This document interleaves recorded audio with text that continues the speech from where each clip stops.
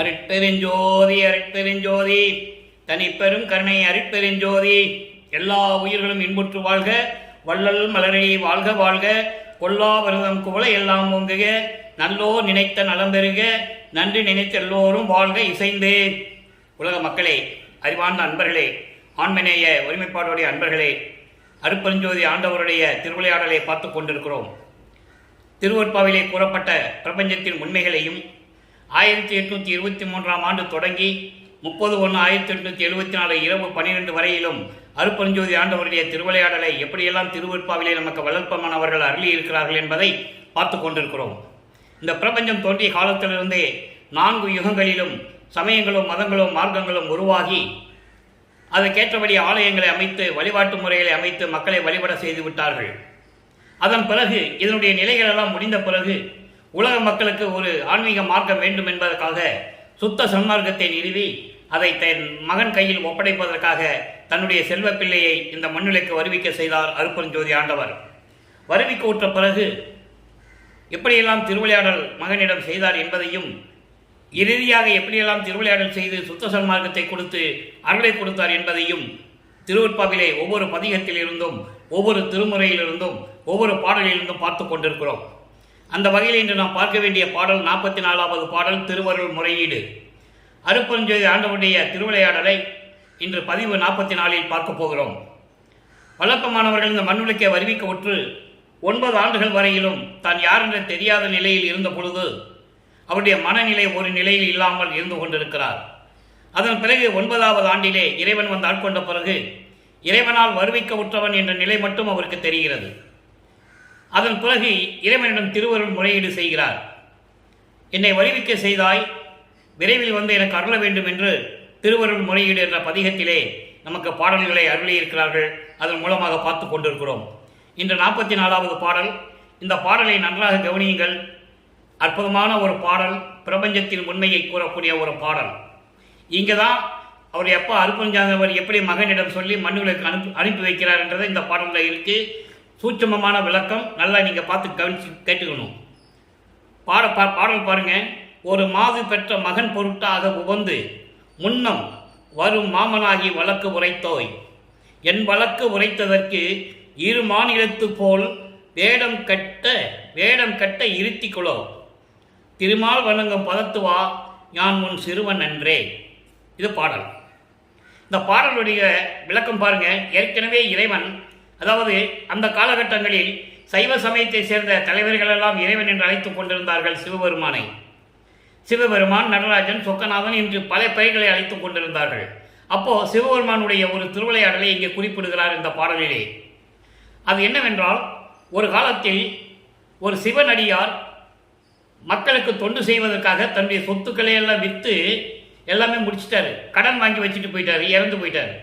அந்த கடனை தீர்க்கணும். அது பொருள் கொடுத்தவங்க வந்து கேட்குறாங்க. அப்போது அவருடைய மகன் முறையீடு செய்கிறார் இறைவனிடம். இந்த மாதிரி எங்கள் அப்பா வந்து என் சொத்தெல்லாம் அழிச்சிட்டு அடியார்களுக்கெல்லாம் இந்த மாதிரிலாம் பண்ணிட்டாரு. இப்போ வந்து இக்கட்டான சூழ்நிலையில் இருக்கிறேன்னு சொல்லும்போது அந்த பையனுடைய அம்மாவுக்கு, அந்த பெண்ணுக்கு அண்ணனாக உடன் பிறந்தனாக வருகிறார். இந்த பையனுக்கு தாய் மாமனாக வருகிறார். ஒரு மாது பெற்ற மகன் பொருட்டாக உவந்து முன்னம் ஒரு மாமனாகி, ஒரு காலத்தில் ஒரு சிவனடியானுக்கு தாய் மாமனாக வந்து இந்த வழக்கை தீர்த்து வைத்தாய். ஆனால் என்னிடம் சொன்ன வழக்கிற்கு என்ன வழக்கு?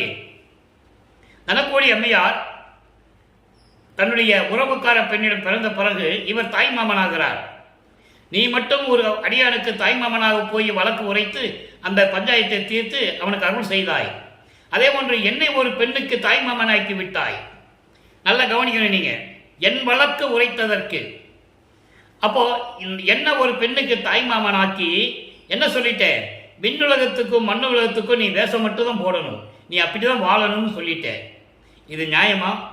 திருமால் வணங்கக்கூடிய இறைவனே, நான் உன் மகன் அல்லவா, விரைவில் வந்து எனக்கு அருள வேண்டுமே என்று சொல்லுகிறார். இப்போ இந்த பாடலுடைய விளக்கம் பாருங்க. கோர்வையாக சொல்லுகிறேன். முன்னொரு காலத்தில் ஒரு பெண் பெற்ற மகனுக்காக மாமன் என்ற முறையில், தாய்மாமன் என்ற முறையில் திருவிளையாடல் செய்து தீர்க்க முடியாத வழக்கை தீர்த்து வைத்தாய். ஆனால் என் வழக்குக்கு மட்டும் என்னை ஒரு பெண்ணுக்கு மாமனாக்கி, ஏற்கனவே நான் கூறியிருக்கிறேன் நம்ம பதியத்திலே, தனக்கோடி அம்மையாருடைய கதாபாத்திரம், அந்த அமைப்பு வந்து ஒரு அற்புதமான ஒரு பாத்திரம். அதை தான் நான் அடிக்கடி சொல்லிக்கிட்டே இருக்கிறேன். அதனுடைய பூர்ணமான விளக்கம் நம்ம முடிவில் நம்ம பார்க்க போகிறோம். இப்போ சொல்றாரு, நீ மட்டும் ஒரு பெண்ணுக்கு தாய்மாமனாகி ஒரு பையனுடைய ஒரு அடியானுடைய வழக்கை தீர்த்து வைத்தாய். ஆனால் என் வழக்கிற்கு மட்டும் என்னையும் ஒரு பெண்ணுக்கு தாய்மாமனாக்கி என்ன சொல்லிட்ட, விண்ணுலகத்துக்கும் மண்ணுலகத்துக்கும் நீ வேஷம் மட்டும் போட்டுதான் இருக்கணும், நீ யாருன்னு தெரியக்கூடாது, முன்பருவம் பின்பருவம் காட்டி நான் அருள்கின்ற வரைக்கும் நீ யாருன்னு சொல்லக்கூடாதுன்னு சொல்லி சத்தியமாகிறார். அதான் சொல்றாரு, என் வழக்கு உரைத்ததற்கு இருமான் இழுத்து போல் வேடங்கட்டை இருத்திக்களோ, வேஷம் மட்டும்தான் நீ போட்டு வாழணும், நீ எதுவுமே சொல்லக்கூடாது யாருக்கிட்டையும் சொல்லி சத்தியம் வாங்குறாரு. அப்போ சொல்றாரு, திருமால் வணங்கக்கூடிய இறைவனே, நான் உன் மகன் அல்லவா, விரைவில் வந்து எனக்கு அருளை கொடுப்பாயாக என்று சொல்லி இந்த பாடலை நமக்கு அருளியிருக்கிறார்கள். பிரபஞ்சத்தில் ஏற்பட்ட இறைவனுடைய திருவிளையாடல்களையும் வல்லப்பமானவர்கள் ஒவ்வொரு பாடலிலே நமக்கு அருளியிருக்கிறார்கள். தன்னை ஒரு பெண்ணுக்கு தாய்மாமனாக்கியதை ஒரு திருவிளையாடல் சொல்லி இந்த பாடலை அருளியிருக்கிறார்கள் என்பதை நீங்கள் புரிந்து கொள்ள வேண்டும். அப்போ நான் ஒரு பெண்ணுக்கு தாய்மாமனாகி இவ்வளவு நீ என்கிட்ட சத்தியம் பண்ணி இந்த மண்ணுலகத்துக்கு அனுப்பின இல்லை, சீக்கிரம் வந்து எனக்கு அருளை கொடுன்னு சொல்லி இந்த திருவருள் முறையிலே இந்த பாடலில் நமக்கு அருளியிருக்கிறார்கள். எவ்வளவு அற்புதமான ஒரு இடம்னு நீங்க பார்க்கணும். மக்களிடம் திருவற்பாவை படித்து மக்களிடம் இறைவனுடைய திருவிளையாடலை யாருமே சொல்லவில்லை. பிரபஞ்சம் தோன்றிய காலத்திலிருந்து எத்தனையோ திருவிளையாடல்களை சொன்னார்கள். அருட்பெருஞ்சோதி ஆண்டவருடைய திருவிளையாடலை யார் சொன்னது? சொன்னாதானே மக்களுக்கு புரியும். அதனால நம்ம படிப்படியாக ஒவ்வொரு பாடலின் மூலமாக திருவிளையாடலை பார்த்து கொண்டிருக்கிறோம். அப்போ இவர் இந்த மண்வெளிக்கு வருவிக்கிறதுக்கு முன்னாலேயே அருட்பெருஞ்சோதி ஆண்டவருக்கும் இவருக்கும் ஏற்பட்ட உரையாடலை இந்த பாடலிலே நமக்கு விளக்கி இருக்கிறார்கள். ஒரு பெண்ணுக்கு தாய்மாமனாகுவது, அதை எப்படி அந்த தாய்மாமனுடைய, அதாவது தனக்கோடி அம்மையாரிலே கழுத்தில் எப்படி, அதாவது திருமாங்கல்யம் கட்டி அந்த பெண்ணுக்கு எப்படி மோட்ச வீட்டை காட்டுவது, இந்த நிலைகள் எல்லாம் திருவருட்பாவிலே இருக்கின்றன. அதை நாம் பார்த்து கொண்டிருக்கிறோம். இப்போ திருவருள் முறையீடு முடிஞ்சிருச்சு. இப்போ திருவருள் முறையீடு முடிஞ்ச உடனே அடுத்து இரண்டாவது திருமுறை உருவாகிறது. வல்லப்பமானவர்கள் வருவிக்க உற்று 13வது ஆண்டில் அடியெடுத்து வைக்கும்போது திருவொற்றியூர் சொல்லுகிறார், அங்க நற்றுணை விளக்கம் என்ற பதிகம் உருவாகிறது. நற்றுணை விளக்கம் என்பது மனதிடம் சொல்லுவது, மனமே நீ எதற்கும் அஞ்சாதே, நமச்சிவாயம் நமக்கு துணையாக இருக்கும் பொழுது நீ ஏன் கவலைப்படுகிறாய், வருத்தப்படுகிறாய், வருந்தாதே என்று சொல்லி இந்த பாடலை நமக்கு அள்ளியிருக்கிறார்கள். அதை பார்த்து கொண்டிருக்கிறோம். இவரே நமச்சிவாயம் சொல்றாரு அப்படின்றது நீங்க புரிஞ்சுக்கணும். சமயங்களும் மதங்களும் மார்க்கங்களும் சூழ்ந்திருந்த அந்த நேரத்தில் இவர் சொல்லிதான் ஆகணும். ஏன்னா இறைவன் அங்கதான் இருக்க வைக்கிறார் மகனை, அங்கதான் திருவிளையாடல் நடக்குது. பின்னால் வரும்போது இதெல்லாம் பொய்ன்னு சொல்லணும். பொய் என்பது சுத்த சன்மார்க்கத்திற்கு தேவையில்லை, அதான் பொய் என்ற அர்த்தம். அதுக்காக எதுவுமே நடக்கலைன்னு அர்த்தம் இல்லை. பிரபஞ்சத்தில் எத்தனையோ திருவிளையாடல் நடந்தது, ஒவ்வொன்றா சொல்லிட்டு வராரு. நடந்தது உண்மை. சுத்த சன்மார்க்கத்திற்கு வரும்போது இதெல்லாம் தேவையில்லை என்ற நிலை உருவாகும். அதை தான் நம்ம பார்த்துட்டு இருக்கோம். இப்போ நற்றுணை விளக்கம் பாருங்க. நீட்டம் உற்றதோர் வஞ்சகம் அடவார், நெடுங்கண் வேல்பட நிலையது கலங்கி, வாட்டம் உற்றனை ஆயினும் அஞ்சேல் வாழி நெஞ்சமே, மலர்கனை தொடுப்பான் கோட்டம் உற்றதோர் நிலையோடு நின்ற கொடிய காமனை கொழுவிய நுதல். காமனை நெற்றிக்கண்ணால் எரித்த இறைவன் என்று சொல்லுகிறார். நுதல், நீ நாட்டமுற்றதோர் நாதன் நாமம் நமச்சிவாயம் கான் நாம் பெரும் துணையே. இது பாடல். இந்த பாடலுடைய விளக்கம் பாருங்க. அதாவது அளவில்லாத வஞ்சகத்தை மனதில் வைத்திருக்கும் பெண்களின் வேல் போன்ற கூரிய கண்களை பார்த்து மயங்கி அவர்களுடைய காம வேலையில் சிக்கி துன்பப்பட்டு கொண்டிருக்கிறாய் மனமே. காமம் தலைக்கு மேல போயிடக்கூடாது. காமம் பெரு விருப்பமா மாறி அதனால தீங்கு வந்துடக்கூடாது. அதான் சொல்றாரு, அப்படி நிலையில் நிலை தடுமாறி கிளங்கி நின்றாய் மனமே, இருந்தாலும் இனிமே நீ பயப்பட தேவையில்லை, வாழ்க நெஞ்சமே. காமம் என்ற கொடிய கனையை விடக்கூடிய காமனை தன் நெற்றி கண்ணால் எரித்து திருவிளையாடல் செய்த நமது இறைவனின் பெயர் நமச்சிவாயம் இருக்கும்போது நாம் ஏன் பயப்பட வேண்டும்? நமச்சிவாயம் தான் நமக்கு துணை என்று கூறி இந்த பாடலை நமக்கு அருளியிருக்கிறார்கள். ஆக இரண்டாவது திருமுறை உருவாகும் போது சமயங்களும் மதங்களும் மார்க்கங்களும் சிவபெருமானை எப்படியெல்லாம் அழைத்துக் கொண்டிருந்தன, இறைவனை எப்படியெல்லாம் பெயர் வைத்து அழைத்துக் கொண்டிருந்தன, வேதங்களும் சரி ஆகமங்களும் சரி. அந்த நிலையை மக்களிடம் சொல்லிக் கொண்டிருக்கிறார் நமது இறைவன் வல்லப்பெருமான் அவர்கள். சொல்லிதான் ஆகணும். ஏன்னா அந்த நிலையில் இருந்துதான் இவர் வர வேண்டும். ஆக 2ஆம் திருமுறை உருவாகி நமச்சிவாயம் இருக்கும்போது நாம ஏன் கவலைப்பட வேண்டும் மனமே என்று சொல்லி இந்த பாடலை நமக்கு அருளி இருக்கிறார்கள். அடுத்து 3ஆம் திருமுறைக்கு போறோம். இப்ப 2ஆம் திருமுறை வரைக்கும் தான் இதெல்லாம் நடக்கும்.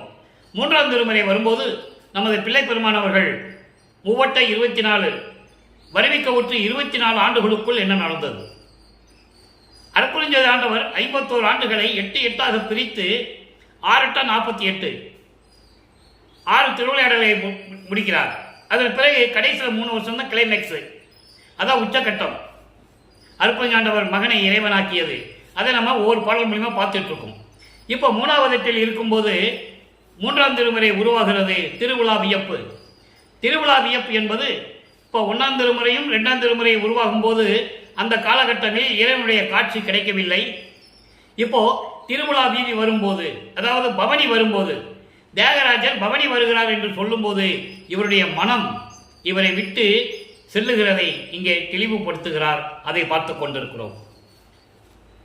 பொன்னேர் சடையார் கீழ் உடையார் பூவைதனை ஓர் புடை உடையார் தென்னேர் பொழில் சூழ் ஒற்றி திகழும் தியாகர் திருபவனி இன்னே வந்தார் என்றார். நான் எழுந்தேன். நான் அங்கு எழுவதற்கு முன்னே மனம் எந்தனை விடுத்து முந்தி அவர் முன் சென்றதுவே. என்னுடைய மனம் என்னை விட்டு சென்று அவர் முன்னால் போயிட்டு இருக்கு. அப்படி என்ன சொல்றேன்னா, அவ்வளவு மகிழ்வோட திருபவனியை, அந்த பவனியை பார்க்க இவர் சொல்லுகிறார். திருவொற்றியூர் சொல்லுகிறார். இறைவனை எப்படி சொல்றார்? பொன்னேர் சடையார், பொன் போன்ற சடையை உடையவர், கீழ் உடையார், கோமணம் கட்டி கொண்டிருப்பவர், இடுப்பிலை கோமண துணியை கட்டி கொண்டிருப்பவர், பூவைதனை ஒரு புடை உடையார், ஒரு பெண்ணை இடது பக்கமாக கொண்டுள்ளவர், தென்னேர் பொழில் சூழ் ஒற்றியூர் திகழும் தியாகர், தென்னஞ்சோலைகள் நிறைந்த அழகு மிகுந்த திருவொற்றியூர் நகரில் இருக்கக்கூடிய இறைவன் தியாக பெருமானுடைய பவனியை இன்று வருகிறார் என்று மக்கள் சொன்னார்கள். நானும் எழுந்தேன். பவனியை பார்ப்பதற்காக எழுவதற்கு முன்னாலே என் மனம் என்னை விட்டு சென்று அவர் முன் நின்று கொண்டிருக்கிறது. அப்போ இறைவனுடைய பவனியை பார்ப்பதற்கு ஆவலாக இருந்திருக்கிறேன் என்று சொல்லுகிறார். அப்படி இருக்கும்போது இறைவனுடைய பவனியை பார்ப்பதற்காக இவர் திருவொற்றியூர் சொல்லுகிறார். முன்னே மனம் எந்தனை விடுத்து முந்தி அவர் முன் சென்றதுவே. அவர் முன்னால சென்றுச்சு. இப்போ 3 திருமுறை முடிஞ்சது. இப்போ 4ஆம் திருமுறை. ஏன் ஒவ்வொரு பாடலின் மூலமாக ஒவ்வொரு திருமுறையிலிருந்து பார்க்கணும்னா, இறைவனுடைய நிலையையும் எப்படியெல்லாம் திருவிளையாடல் நடந்தது என்பதையும் உலக மக்களுக்கு தெரியப்படுத்த வேண்டும். அதனால்தான் திருவருட்பா உருவானது. பிரபஞ்சத்தின் உண்மைகளையும் சொல்ல வேண்டும். இறைவனுடைய திருவிளையாடல் இந்த 4 யுகங்களிலும் எப்படி நடந்தது என்று உலக மக்களுக்கு தெரியப்படுத்த வேண்டும். அதன் பிறகு கலியுகத்தினுடைய கடைசி திருவிளையாடல் அருட்பெருஞ்சோதியுடைய திருவிளையாடல் தான் தன் மகனை சுத்த சன்மார்க்கத்தை கொடுத்து உலக மக்களிடம் கொடுப்பதற்காக இந்த மண்ணுலகை வருவிக்க செய்தார். அதை தான் நம்ம பார்த்துட்டு இருக்கோம். இப்போ 4ஆம் திருமுறை அதிசய மாலை 14வது பாடல். அதிசய மாலை என்பது 3 திருமுறைகளிலுமே இறைவனை பார்க்க முடியாத நமது பிள்ளை பெருமான் அவர்கள் 4ஆம் திருமுறையிலே இறைவன் வந்து காட்சி கொடுத்து எப்படியெல்லாம் அருளை கொடுக்கிறார் என்பதை பார்க்க போகிறோம். இன்று 14வது பாடல், இன்று இறுதியான பாடல். பாடலை நல்லா கவனிங்க. ஓஹோ இது அதிசயம், இது அதிசயம் என் உரைப்பேன். உலக மக்களே, எத்தனையோ புராணங்களிலும் காவியங்களிலும் நீங்கள் இறைவனுடைய திருவிளையாடலை நீங்கள் கேள்விப்பட்டிருக்கலாம், படித்திருக்கலாம். அதெல்லாம் உரைநடை பகுதியாகவே இருக்கும். மக்கள் உரையாற்றுவார்கள், மக்களுக்கு சொல்லிக் கொண்டிருப்பார்கள், பிரச்சாரம் பண்ணிட்டு இருப்பாங்க, சொற்பொழிவு வாட்டிட்டு இருப்பாங்க. திருவருட்பா அப்படி அல்ல. ஒவ்வொரு பாடலிலும் இருக்கின்ற உண்மைகளை உலக மக்களுக்கு சொல்லணும். அப்பதான் அந்த இறைவனுடைய திருவிளையாடல் மக்களுக்கு புரியும். இப்ப நான் சர்வசாதாரணமா பாடல் சொல்லாம சொல்லிட்டு போயிடலாம், அது சரியா இருக்காது, உண்மையா இருக்காது. அந்த உண்மையை சொல்ல வேண்டும் என்றால் திருவருட்பாவில் இருக்கிற பாடலை மக்களுக்கு சொல்லி அதன் விளக்கம் சொல்ல வேண்டும். ஓஹோ இது அதிசயம், இது அதிசயம் என் உரைப்பேன்.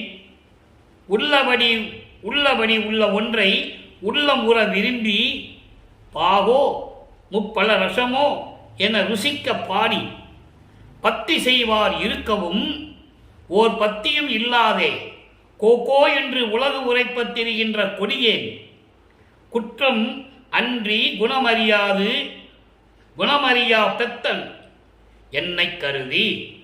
அதாவது இந்த பிரபஞ்சத்தில் ஒன்றிய காலத்திலிருந்தே கோடான கோடி முனிவர்கள் ரிஷிகள் எத்தனையோ பேர் தோன்றினார்கள். அவர்கள் எப்படி இருக்கிறாங்க? தவம் இருக்கிறாங்க. இறைவனை எப்படி பாடுறாங்க? செம்பாகே கரும்பாகே கரும்பே முக்கனியே ரசமே என்று பக்தியோட பாடி இறைவனுடைய அருளை பெறுவதற்காக காத்து கொண்டிருக்கிறார்கள். அதான் மகாஜெயமல்லர் சொல்லுவார், அளவு இறந்த நெடுங்காலம் சித்தர் யோகர் அறிஞர் மலர் அயோன் அனந்த வேதம் களவு இறந்தும் கருணாதி இறந்தும் செய்யும் கடும் தவத்தும் காண்பரதாம் கடவுளாகி உளவு இருந்தும் எம்போல்வார் உள்ளத்திலே ஊறுகின்ற தெல்லமத ஊரலாகி பிளவு இருந்து பிண்டாண்டமெல்லாம் பிறங்குகின்ற பெருங்கருணை பெரிய தேவை என்று சொல்லுவார். யாரும் பார்க்க முடியாத இறைவன். அப்படிப்பட்ட இறைவனை பாடி பக்தியோடு பாடி காத்து கொண்டிருக்கிறார்கள் அருளை பெற வேண்டும் என்பதற்காக. ஆனால் தெரு தெருவாக சுற்றி கொண்டிருந்த நான் சமயங்களிலும் மதங்களிலும் மார்க்கங்களிலும் ஈடுபட்டு ஒரு குணமும் இல்லாமல் பைத்தியம் பிடித்தவன் போல நான் சுற்றி கொண்டிருந்த என்னையும் பொருட்டாக கருதி, ஐயோ நம்மளால் வறுமை கூட்ட மகனாச்சே துன்பப்படுகிறானே என்று மனதில் நினைத்து என்னையும் கருதி தாகோதரம் குளிர்ந்த தன்மை ஒன்று கொடுத்தான். அப்போ இறைவன் ஒரு முன்னால் எழுந்தருளி அருள் கொடையை கொடுக்கிறதை இங்கு குறிப்பிடுகிறார். திருவிளையாடல் நடக்கிறது. அதாவது தாகோதரம் என்பது எந்தவித தடையும் இல்லாத, இந்த சமயங்கள் மதங்கள் மார்க்கங்களுடைய சங்கற்ப விகற்பங்கள் எதுவும் இல்லாத, எந்த விதமான குற்றங்கள் இல்லாத ஒரு அருள் கொடையை எனக்கு கொடுத்தார். அந்த அருள் கொடை என்பதை நம்ம 6ஆம் திருமுறையில் இப்போ நம்ம பார்க்க போகிறோம். இப்போ அருள் கொடை ஒன்று கொடுத்தால் மட்டும் நீங்கள் ஞாபகம் வச்சுக்கோங்க. ஏன்னா அதான் சொல்கிறார், அருள் கொடையை ஒன்று கொடுத்தால் தனித்த சிவகாமி வள்ளிக்கு இனித்த நடத்தவனே. அடுத்து பாருங்க, 6ஆம் திருமுறை சிவகாமி வள்ளிக்கு பிடித்த இறைவன் என்று சொல்லுகிறார். 6ஆம் திருமுறையில் பதிகம் 16 தற்சுதந்திரம் இன்மை, தனக்கு எந்த விதமான சுதந்திரம் இல்லை, எல்லாமே இறைவனுடைய திருவருள் செயல், எல்லாமே இறைவனுடைய சுதந்திரம் என்பதை இந்த பாடலில் நமக்கு அருளி இருக்கிறார்கள். 6வது பாடல், சாவது என்றும் பிறப்பது என்றும் சாட்டுகின்ற பெரும் பாவம் தன்னை எண்ணி நோவது இன்று புதிதன்றே என்றும் உளதால் இந்த நோவை நீக்கி இது மன்றிடை நடிப்போய் நின்னாலே ஆகும், மற்ற இறைவராலே ஆவது ஒன்றும் இல்லை என்றால் அந்தோ இச்சிறிய நாள் ஆவது என்னே. இது பாடல். அதாவது பிறப்பு இறப்புன்றது இன்னைக்கு வந்ததல்ல, இந்த பிரபஞ்சம் தோன்றிய காலத்திலிருந்தே உருவாக்கிவிட்ட ஒரு பெரிய மரண பிணி நோய். அந்த நோயை போக்க வேண்டும் என்றால் உன்னை தவிர வேறு யாராலையும் முடியாது. அந்த நோயை போக்க வேண்டும் என்றால் உன்னை தவிர யாராலையும் நீக்க முடியாது. அப்படி யாராலையும் நீக்க முடியவில்லை என்பது இந்த விண்ணுலகில் இருக்கின்ற தேவர்களாலும் சரி யாராக இருந்தாலும் அந்த பிணியை நீக்க முடியாது. உன்னால் மட்டும்தான் முடியும். அப்படி என்றால் உன் மகனாகிய என்னால் என்ன செய்ய முடியும், எனக்கு எந்த விதமான சுதந்திரம் இல்லையே என்று சொல்லி இந்த பாடலை அருளி இருக்கிறார்கள். இப்போ சொல்லிட்டாரு, இப்போ இதுக்கு விடை வேண்டும். பதிகம் 17 அத்துவித ஆனந்தத்து அனுபவ விடை ஈடு என்ற ஒரு பதிகம். இது என்ன இதுக்கு பொருள்னா, ஒளிமயமாக கூடிய அந்த பேரின்பத்தினுடைய அனுபவம் இருக்கிறதே, அதுக்கு ஈடு இணை எதுவும் கிடையாது. அத்துவிதம் என்பது ஒன்றாவது, நீ நான் என்ற ஒரு பேதம் இல்லாமல், அவன் இவன் என்ற பேதம் இல்லாமல் அத்துவிதம் என்பது ஒன்றாவது. அப்போ இறைவனுடைய அருளை பெற்று ஒளிமயமாக கூடிய ஒரு நிலை இருக்கிறதே, ஒரு பேரின்பமான நிலை, அதற்கு இடு இணை ஏதும் இல்லை என்ற தலைப்பிலே ஒரு பாடல் அருளி இருக்கிறார்கள். 1வது பாடல் நல்லா கவனிங்க. திருத்தகு பொன்னம்பலத்தே திருநடம் செய்து அருளும் திருவடிகள். சமயங்களும் மதங்களும் மார்க்கங்களும் சூழ்ந்த இந்த காலகட்டங்களில் திருவொற்றியில் இருக்கின்ற இறைவன் என்று சொல்லுவார். அந்த இறைவனை உருவகப்படுத்துவார். காளை வாகனம் கொண்டவர், சடையை சூடியவர், கங்கையை சூடியவர், பாம்பை கழுத்தில் அணிந்து கொண்டவர், இப்படியெல்லாம் சொல்லுவார். அது சமயங்களும் மதங்களும் மார்க்கங்களும் சூழ்ந்திருந்த அந்த 12 நிலைகளை சேர்ந்தது. சரியை கிரிய யோகம் முன்னாங்க 12. சுத்த சன்மார்க்கத்தை பெற்ற பிறகு ஞான சரியிலிருந்து உருவாகிறது. அதான் மரணமில்லா பெருவாழ்வு. இப்போ இறைவனை எப்படி உருவப்படுத்துகிறார் அருட்பெருஞ்சோதி ஆண்டவர்? ஆதியும் அந்தமில்லா தோன்றிய இறைவன் சாதியும் மதமும் சமயமும் பொய் என ஆதியில் உணர்த்திய அருட்பெருஞ்சோதி. சாதியும் மதமும் சமயமும் காணா ஆதி அநாதையாம் அருட்பெருஞ்சோதி. அந்த இறைவனை யாருமே 4 யுகங்களில் சொல்லலை. அருட்பெருஞ்சோதி தான் இறைவன் என்று யாரும் சொல்லலை. அதை மறைக்கப்பட்ட உண்மை, பிரபஞ்சத்தில் மறைக்கப்பட்ட உண்மையை வல்லப்பமானவர்கள் இந்த மண்ணுலகை வருவிக்க விட்டு அதை உலக மக்களுக்கு தெளிவுபடுத்துகிறார். இறைவன் ஒரே இறைவன், அவன் அருட்பெருஞ்சோதி ஆண்டவர் என்று. இப்போ இந்த பாடலை பாருங்க. திருத்தகு பொன்னம்பலத்தை திருநடம் செய்து அருளும் திருவடிகள், அருள் வல்லமை உடைய பொற்றவையிலே இருந்து கொண்டு அருளடனம் செய்து கொண்டு அருளாட்சி செய்து கொண்டிருக்கின்ற திருவடிகள், அடிச்சிறியேன் சென்னிமிசை வருமோ? உன்னுடைய திருவடிகளை என் தலைமீது வைத்து ஆசீர்வாதம் செய்வாயோ? வரங்கள் கொடுப்பாயோ? உருத்தகு நான் நிலடத்தை, நான் நிலம், நான் நிலம் என்பது திணைகள், 5 திணைகள் உண்டு. குறிஞ்சி, முல்லை, மருதம், நெய்தல், பாலை. இதில் நெய்தல் கடலும் கடல் சார்ந்த இடம். அதை விட்டுருங்க, இது நான் நிலம் என்று சொல்லுகிறார். கடலும் கடல் சார்ந்த இடத்தை விட்ட பிறகு குறிஞ்சி, முல்லை, மருதம், பாலை. குறிஞ்சி என்பது மலைகளும் மலை சார்ந்த இடம், முல்லை என்பது காடும் காடு சார்ந்த இடம், மருதம் என்பது வயல்களும் வயல்கள் சார்ந்த இடம், பாலை என்பது பாலைவனம். இப்படி 4 நிலங்களை கொண்ட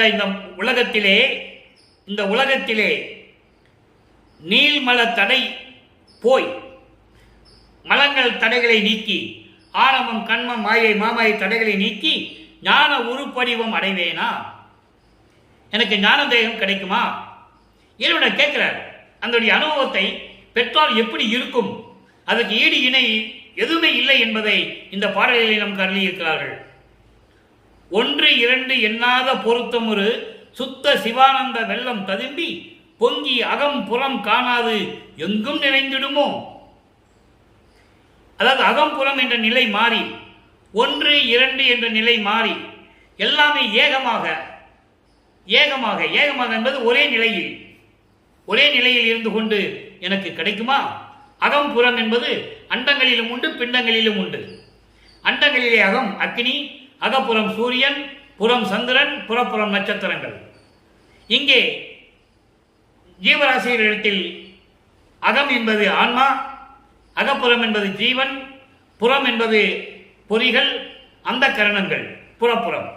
இப்படி எல்லா நிலைகளிலும் நிலைந்து நிற்கக்கூடிய நிலை எனக்கு கிடைக்குமா?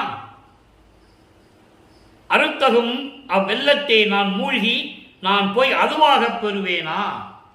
அப்படிப்பட்ட ஒரு ஆனந்த கடலில், ஆனந்த வெள்ளத்தில் மூழ்கி நான் அதுவாக புரிவேனா? நான் கடவுள் நிலையை அடைய முடியுமா? அது என்பது கடவுள் நிலை, இறைநிலை. அப்படி அந்த நிலையை என்னால் அடைய முடியுமா? இதற்கு மேல் என்னால் என்ன நடக்கும் என்று எனக்கு தெரியவில்லை என்று சொல்லி இந்த பாடலை அருளியிருக்கிறார்கள். சுத்த சன்மார்க்கத்தை பெற்ற பிறகு இறைவனுடைய நிலையை எப்படி அடைய முடியும் என்பதை தந்தையிடம் முறையீடு செய்கிறார். அடுத்து பிள்ளை பெருவிண்ணப்பம், பதிகம் 20, பிள்ளை பெருவிண்ணப்பம், 71வது பாடல். கை தளத்து ஓங்கும் கனியில் என் உள்ளே கனிந்த கலைக்கண் நீ அல்லையோ? ஏற்கனவே நான் விளக்கம் கொடுத்துருக்கிறேன். இங்கே கனின்னு சொல்லுவார், பலன் சொல்லுவார், பலரசன் சொல்லுவார். அதெல்லாம் உலகியல் விளக்கம். இங்கே இறைவனுடைய விளக்கத்தை நீங்கள் நல்லா பார்த்துக்கணும். கை தளத்து ஓங்கும் கனியில் என் உள்ளே கனிந்த கலைக்கண் நீ அல்லையோ? கைதளம் என்பது பொய்யான இந்த உலகத்தில் நடக்கும் உலகியல் வாழ்க்கையில் என் உள்ளே கலந்து நீ அடைக்கலம் கொடுப்பாயா? அடைக்கலம் வந்துடுவாயா கேட்கிறார். உன்னாலே மன்னனுக்கு வருவிக்க விட்டு, ஒரு தாயின் வழியாக வருவிக்க விட்டு, இதுவரையில் நான் சமயங்களிலும் மதங்களிலும் மார்க்கங்களில் ஈடுபட்டிருந்த போது நான் எப்படியெல்லாம் துன்பப்பட்டேன். இந்த உலகியல் வாழ்க்கையிலே நான் இருந்தபோது அவற்றையெல்லாம் நீக்கி, தடைகளை எல்லாம் நீக்கி என்னுள்ளே கலந்து நீ எனக்கு அடைக்கலம் கொடுத்தாய் அல்லவா. மெய்தளத்து அகத்தும் புறத்தும். மெய்தளம் என்பது சிவஞான வெளி. அந்த மெய்தளம் தான் 16வது வெளி, ஞானத்தில் ஞானம். அப்படி அந்த வெளியிலே அகத்தும் புறத்தும் விட்டு அகலாது அருப்பெருஞ்சோதி நீ அல்லவா. மெய்யன் நீ அல்லையன்னு சொல்றாரு. மெய்யன் என்பது அருப்பெருஞ்சோதி. ஆக சிவஞான வெளியை விட்டு விலகாது அகத்தும் புறத்தும் இருந்து கொண்டு இந்த பிரபஞ்சத்தை இயக்கக்கூடிய அருப்பெருஞ்சோதி ஆண்டவர் நீ அல்லவா. பைதல் தீர்த்து அருளும் தந்தை நீ அல்லையோ. என்னுடைய துன்பங்களையும் துயரங்களையும் எல்லாம் தீர்க்க வேண்டிய தந்தை நீ அல்லவா. பரிந்து நின் திருமுன் விண்ணப்பம். நான் விரும்பி உன் முன்னால் விண்ணப்பம் வைக்கிறேன். ஏனென்றால் அது என் கடமை. விண்ணப்பம் செய்தல் என் ஒழுக்கம் என்று சொல்லுகிறார். ஒழுக்கம் என்பது எனது கடமை. தந்தையிடம் மகன் விண்ணப்பம் வைப்பது கடமை. அந்த நிலையில் இருந்து கொண்டு நான் விண்ணப்பம் செய்து கொண்டிருக்கிறேன் என்று சொல்லி, இது உன் திருவுள்ளம் அறியாதோ என்று சொல்லி இந்த பாடலை அருளியிருக்கிறார்கள். இப்போ இறைவன் வரணும், அழைக்கிறார். இறைவன் அழைக்கிறார். இறைவனுடைய திருவிளையாடல் எப்படியெல்லாம் நடந்தது என்பதை இனி பின்னால் பார்க்க போகிறோம். பதிகம் 110 தனித்திரு அலங்கள் 42வது பாடல். இறைவன் எந்தெந்த நிலையை கடந்திருக்கிறார். அப்போ இறைவன் எந்தெந்த நிலையை கடந்தாரோ அதே நிலையை இவரும் கடக்க வேண்டும். அதான் இந்த பாடலில் சொல்றாரே தனித்திரு அலங்கள். நல்ல கவனிங்க. பொருள் பெரும் மறைகள் அனந்தம், ஆகமங்கள் புகழும் ஓர் அனந்தம், மேல் போதாந்த தெரு பெருவெளி மட்டும் அளவிலா காலம் தேடியும் காண்கிலா சிவமே. வேதங்களும் ரிக்வேதம், யசுர்வேதம், சாமவேதம், அதர்வன வேதம், இந்த 4 வேதங்களும் 28 ஆகம நூல்களும் சொல்லக்கூடிய அந்த விளக்கங்கள் இருக்கிறதே கணக்கில் அடங்காது. அப்படி கணக்கில் அடங்காத அந்த விளக்கங்கள் இருக்கும்போது அந்தங்களாகிய போதாந்த தெருள் பெருவெளி மட்டுமில்லாமல் அளவிலா காலம் தேடியும் 6 அந்தங்களும் கலாந்தம், போதாந்தம், யோகாந்தம், நாதாந்தம், சித்தாந்தம், வேதாந்தம், இப்படி 6 அந்தங்களையும் கடந்து இந்த வேதங்களும் மறைகளும் ஆகம நூல்களும் இறைவனை பார்க்க முடியாமல் தேடியும் காண முடியாமல் அலைந்து கொண்டிருக்கின்றன.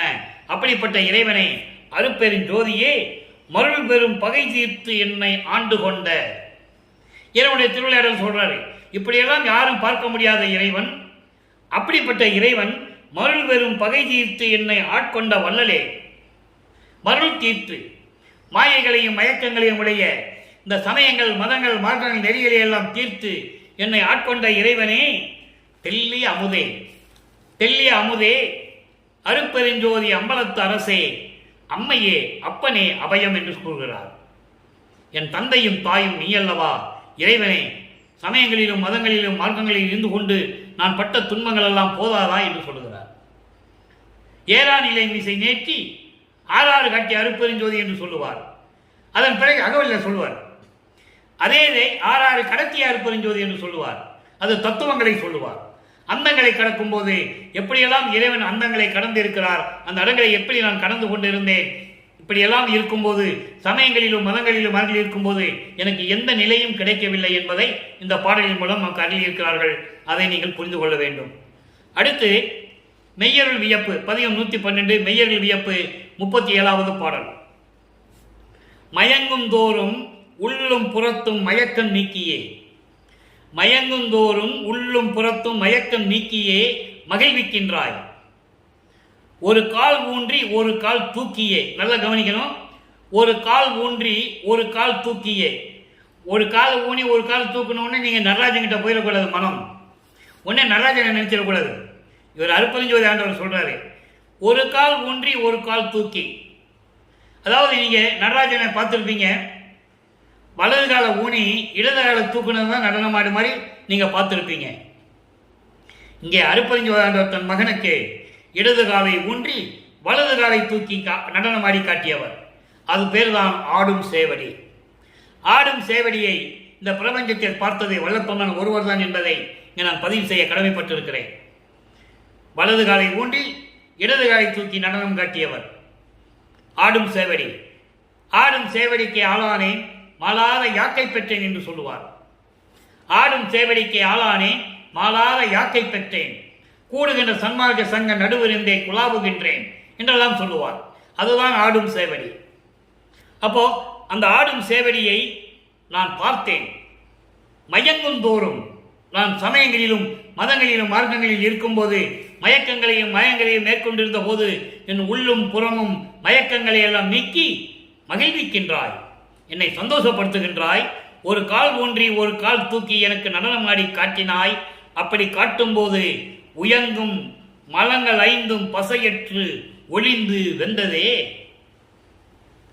அந்த அருள் எனக்கு கிடைத்தவுடனே துன்பங்களை தரக்கூடிய மலங்கள் 5, ஆணவம், கண்மம், மாயை, மாமாயை, குரோதை 5 மலங்களும் பசையற்று என்பது செயல் இழந்து ஒளிந்து வெந்ததே, சாம்பலாகிவிட்டதே. உன் பேரொருள் பொற்ஜோதி வாய்க்கும் தருணம் வந்ததே. உன்னுடைய அருட்பெருஞ்சோதியை வாங்குவதற்கு எனக்கு தருணம் வந்து விட்டது என்று சொல்லி இந்த பாடலை அருளியிருக்கிறார்கள். ஆக இறைவனுடைய திருவிளையாடலை இங்கே தெளிவாக நமக்கு குறிப்பிட்டிருக்கிறார்கள். நமது இறைவன் வல்லப்பமானவர்கள் என்பதை நீங்கள் புரிந்து கொள்ள வேண்டும். ஆக இந்த மண்ணுலைக்கை வருவிக்க செய்து 9 ஆண்டுகள் வரையிலும் தன் மகனை ஆட்கொள்ளாமல், இந்த மகன் மனம் ஒரு நிலையில் இல்லாமல் எவ்வளவு துன்பப்பட்டார், துயரப்பட்டார் என்பதையும், அதன் பிறகு 9வது ஆண்டிலே ஆட்கொண்ட பிறகு திருவருள் முறையீடு செய்து 24 ஆண்டுகள் வரையிலும் வருவிக்கவுற்று 24 ஆண்டுகள் வரையிலும் எந்தவித அருளையும் பெற முடியாமல் எப்படி துன்பப்பட்டார் என்பதையும், அதன் பிறகு இறைவன் வந்து ஆட்கொண்டு எப்படியெல்லாம் அருளை கொடுத்து அருட்பெருஞ்சோதியை கொடுத்தார் என்பதையும் ஒவ்வொரு பாடலின் மூலமாக நாம் பார்த்து கொண்டிருக்கிறோம். இதுதான் இறைவனுடைய திருவிளையாடல். அடுத்தபடியாக 118 சிவசிவ ஜோதி 25வது பாடல். கண்ணில் கலந்து அருள் ஜோதி. உலத்துக்கு சொல்ற உலக்கு அன்னும் உயிருக்கு அன்னும் அருள் செய்யும் ஜோதி. நான் எண்ணிய வண்ணம் இயற்றிய ஜோதி. எளிமையான பாடல். விளக்கம் பாருங்க.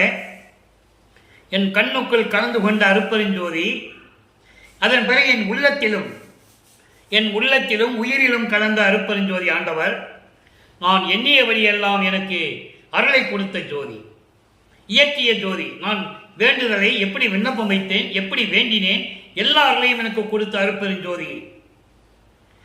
நான் எண்ணியவாறு எனக்கு அருளும் தெய்வம் என்று சொல்லுவார். அருட்ஜோதி நிலை என்ற பதிகத்திலே 47வது பதிகத்திலே முதல் பாடலிலே சொல்லுவார். நான் எண்ணியவாறு எனக்கு அருளும் தெய்வம்.